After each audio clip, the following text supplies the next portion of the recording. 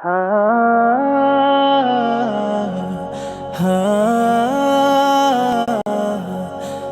চলে এসেছি, এই যে আমাদের বাসা।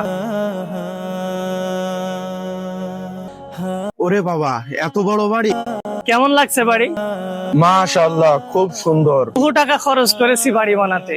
ভিতরে সুইমিং পুল আছে, দামি দামি টাইলস নিয়ে এসেছি, এরপরে দুবাই থেকে দামি দামি ফার্নিচার নিয়ে এসেছি। ভাবছি একটা ওডি নেব।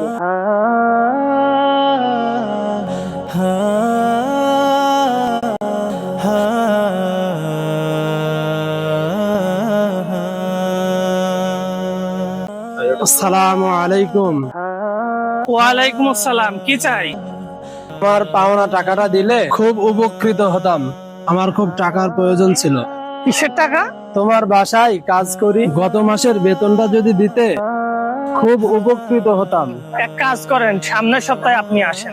গত 2 সপ্তাহ ধরে বলছেন সামনের সপ্তাহে এসো, সামনের সপ্তাহে এসো। আমার বাসায় খাবার কিনা টাকা পর্যন্ত নেই, খুব কষ্টে আছি। 2 টাকা চাকর হয়ে যে মুখে মুখে কথা বলছিস, যা তোর আর কাজ করা লাগবে না, নতুন চাকর আমি দেখে নিচ্ছি। এ কেমন কথা বলছেন? আমার বাসায় সবার না খেয়ে আছে। 1 টাকাও দিতে পারবো না, যা আমার চোখের সামনে তো চলে যা। মেজাজটাই খারাপ করে দিল।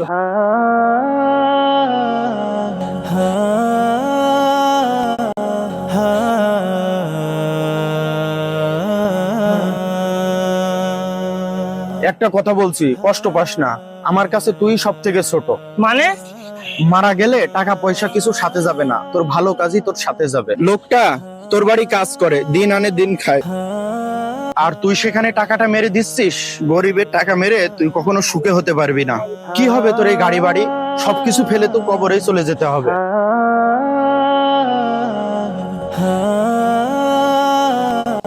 দরিদ্র অসহায়ের হক নষ্ট করে কিছু অর্থ সম্পদের মালিক হয়ে নিজেকে বড় ভাবা হীন মানসিকতা ছাড়া কিছুই না।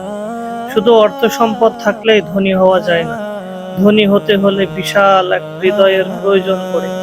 আর প্রকৃত ধনী তো সেই ব্যক্তি যে আখিরাতের কথা চিন্তা করে।